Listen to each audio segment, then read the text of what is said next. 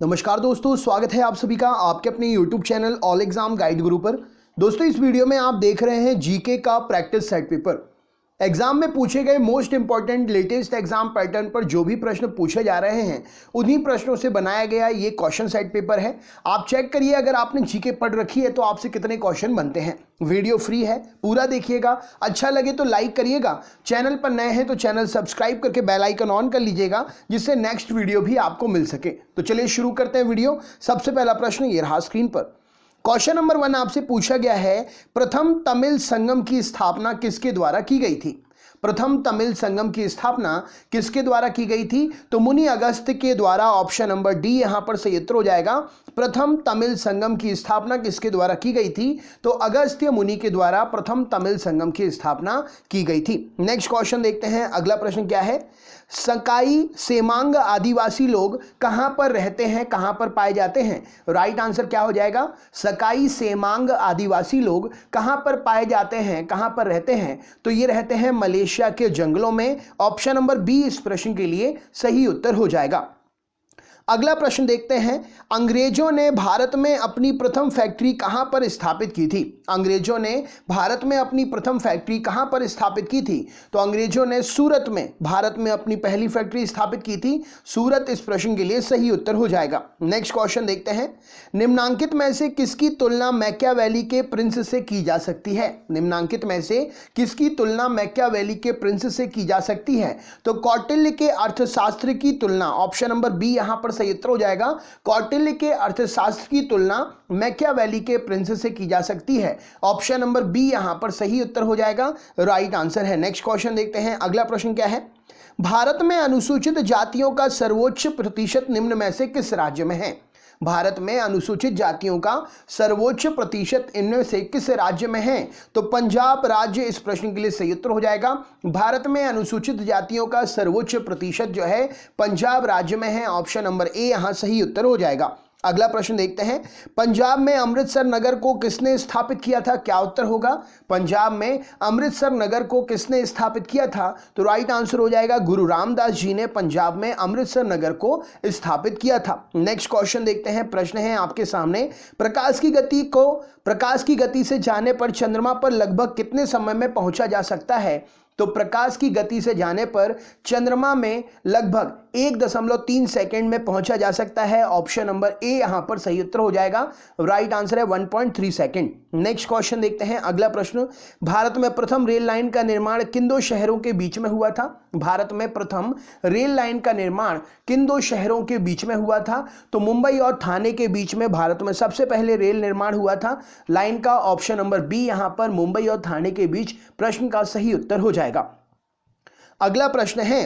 दीवाने वजीराते कुल नामक नए पद की स्थापना किसने की थी? दीवाने वजीराते कुल नामक नए पद की स्थापना किसने की थी? तो राइट आंसर हो जाएगा ऑप्शन नंबर अकबर ने। ऑप्शन नंबर बी यहां पर सही उत्तर हो जाएगा। दीवाने वजीराते कुल नामक नए पद की स्थापना ऑप्शन नंबर बी अकबर ने की थी। राइट आंसर हो जाएगा अकबर इस प्रश्न के लिए सही उत्तर है। नेक्स्ट क्वेश्चन देखते हैं। प्रश्न क्या है? अगला प्रश्न। भारत के पहले टेस्ट क्रिकेट कप्तान बनने का श्रेय इनमें से किसे जाता है? भारत के पहले टेस्ट क्रिकेट कप्तान बनने का श्रेय किसे जाता है? तो सीके नायडू इस प्रश्न के लिए सही उत्तर हो जाएगा। भारत के पहले टेस्ट क्रिकेट कप्तान बनने का श्रेय सीके नायडू को जाता है और इनके नाम पर ट्रॉफी भी होती है। नेक्स्ट क्वेश्चन देखते हैं। अगला प्रश्न क्या है? भारतीय राष्ट्रीय व्यापार संघ Congress Indian national trade union Congress की स्थापना किसने की थी? Indian national trade union Congress की स्थापना किसने की थी? तो राइट आंसर हो जाएगा वल्लभ भाई पटेल जी। ऑप्शन नंबर डी इस प्रश्न के लिए सही उत्तर हो जाएगा। वल्लभ भाई पटेल जी ने Indian national trade union Congress की स्थापना की थी। ऑप्शन नंबर डी यहां पर सही उत्तर हो जाएगा। नेक्स्ट क्वेश्चन देखते हैं। अगला प्रश्न। भारत की गिनती जननांकीय लाभांश डेमोक्रेटिक डिविडेंड्स वाले देश के रूप में की जाती है, ऐसा क्यों? राइट आंसर क्या हो जाएगा? भारत की गिनती जननांकिकी लाभांश डेमोग्राफिक डिविडेंड के देश के रूप में की जाती है, ऐसा क्यों है? तो ऐसा इसलिए है क्योंकि यहां पर 15 से 64 ईयर्स के कम आयु की वर्ष की जनगणना जनसंख्या सबसे अधिक है। मतलब 15 से 64 वर्ष कम आयु वर्ग की जनसंख्या सबसे अधिक है, इसीलिए भारत की गिनती जनांकिकीय लाभांश डेमोग्राफिक डिविडेंड के रूप में की जाती है। राइट आंसर है इस प्रश्न के लिए। नेक्स्ट क्वेश्चन देखते हैं। बंद अर्थव्यवस्था वह अर्थव्यवस्था है जिसमें क्या होता है? तो बंद अर्थव्यवस्था वह अर्थव्यवस्था है जिसमें ना तो निर्यात होता है और ना ही आयात होता है। ऑप्शन नंबर डी यहां पर सही उत्तर हो जाएगा। अगला क्वेश्चन देख लेते हैं। प्रश्न है, जब किसी वृक्ष की छाल वृक्ष के आधार के पास से गोलाकार चारों तरफ से काट दी जाती है तो वृक्ष धीरे धीरे सूखकर मर जाता है, ऐसा क्यों?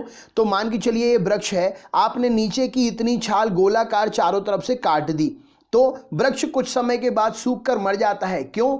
ऐसा इसलिए होता है क्योंकि मृदा से जल वायु अंगों तक नहीं पहुंच पाता है। ऑप्शन नंबर ए यहां पर सही उत्तर हो जाएगा और वृक्ष कुछ समय के बाद में सूख कर मर जाता है। नेक्स्ट क्वेश्चन देखते हैं। अगला प्रश्न, कार्ल मार्क्स ने वर्ग संघर्ष की प्रक्रिया को निम्नलिखित में से किस सिद्धांत की मदद से समझाया था?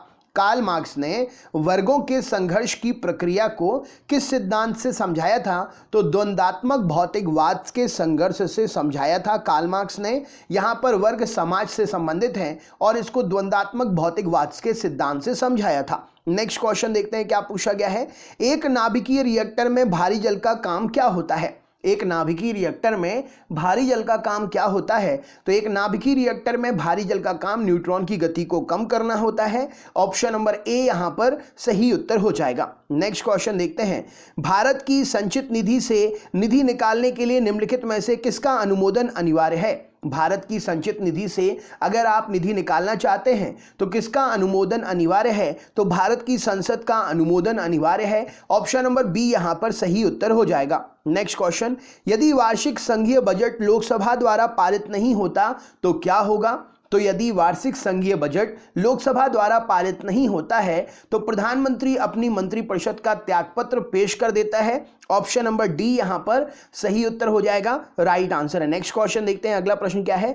भारतीय संविधान के अंतर्गत निम्नलिखित में से कौन सा मूल कर्तव्य नहीं है? भारतीय संविधान के अंतर्गत निम्न में से कौन सा मूल कर्तव्य नहीं है? तो राइट आंसर हो जाएगा लोक चुनाव में मतदान करना। ऑप्शन नंबर ए इस प्रश्न के लिए सही उत्तर हो जाएगा। लोक चुनाव में मतदान करना भारतीय संविधान के अंतर्गत निम्नलिखित में से कौन सा मूल कर्तव्य नहीं है? ऑप्शन नंबर ए यहां पर सही उत्तर हो जाएगा। नेक्स्ट क्वेश्चन देखते हैं। भारतीय स्वतंत्रता आंदोलन के संदर्भ में उषा मेहता क्यों प्रसिद्ध हैं? भारतीय स्वतंत्रता आंदोलन के संदर्भ में उषा मेहता क्यों प्रसिद्ध हैं? तो भारत छोड़ो आंदोलन भारत छोड़ो आंदोलन की वेला यानी कि उस समय में गुप्त कांग्रेस रेडियो चलाने हेतु, मतलब इन्होंने उस समय रेडियो से भारत छोड़ो आंदोलन के लिए सपोर्ट किया था, इसीलिए ये प्रसिद्ध हैं, फेमस हैं। राइट आंसर हो जाएगा। अगले प्रश्न पर चलते हैं। अगला प्रश्न क्या है? ये रहा स्क्रीन पर क्वेश्चन। प्रश्न है, अंतरराष्ट्रीय मुद्रा कोष के संबंध में निम्न में से कौन सा कथन सही है? राइट आंसर क्या हो जाएगा? तो यह केवल सदस्य देशों को ऋण प्रदान करता है, यह कथन सही है। ऑप्शन नंबर सी यहां पर सही उत्तर हो जाएगा। नेक्स्ट क्वेश्चन, किसने यह विचार प्रतिपादित किया था कि प्रत्येक गांव पंचायत का गणराज्य होगा? तो प्रत्येक ग्राम पंचायत गांव पंचायत का गणराज्य होगा, यह महात्मा गांधी जी ने विचार दिया था। Option number A right answer है। नेक्स्ट क्वेश्चन, भारत का उद्धारक व स्थानीय स्वशासन का जनक किसे कहा जाता है?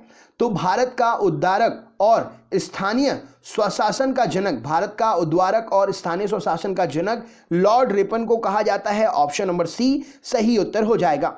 आधुनिक पंचायती राज व्यवस्था का जनक किसे कहा जाता है? तो आधुनिक पंचायती राज व्यवस्था का जनक जो है ये ऑप्शन नंबर राजीव गांधी को कहा जाता है। राइट आंसर हो जाएगा।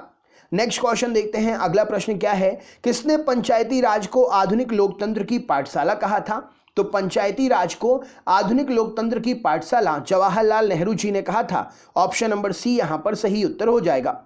भारतीय संविधान के किस अनुच्छेद में लोक कल्याणकारी राज्य की अवधारणा प्रस्तुत की गई है? तो लोक कल्याणकारी राज्य की अवधारणा प्रस्तुत की गई है अनुच्छेद 38 में। राइट आंसर हो जाएगा ऑप्शन नंबर 38 अनुच्छेद ऑप्शन नंबर ए। भारतीय संविधान में लोक कल्याणकारी राज्य की अवधारणा प्रस्तुत की गई है। नेक्स्ट क्वेश्चन देखते हैं।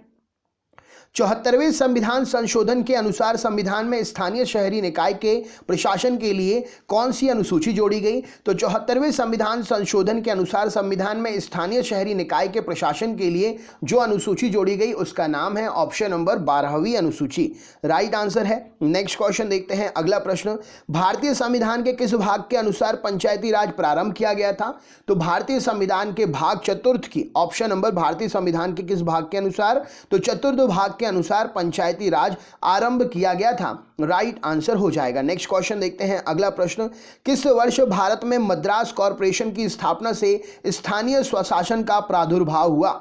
क्वेश्चन है, किस वर्ष भारत में मद्रास कॉरपोरेशन की स्थापना से स्थानीय स्वशासन का प्रादुर्भाव हुआ?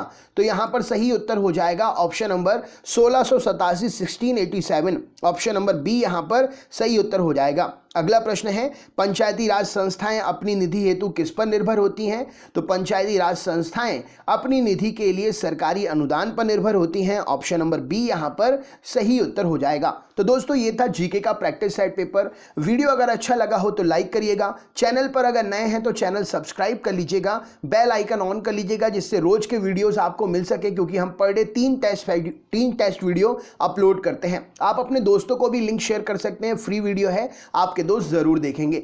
मिलते हैं अगले वीडियो में। बहुत बहुत धन्यवाद। आपका दिन शुभ हो।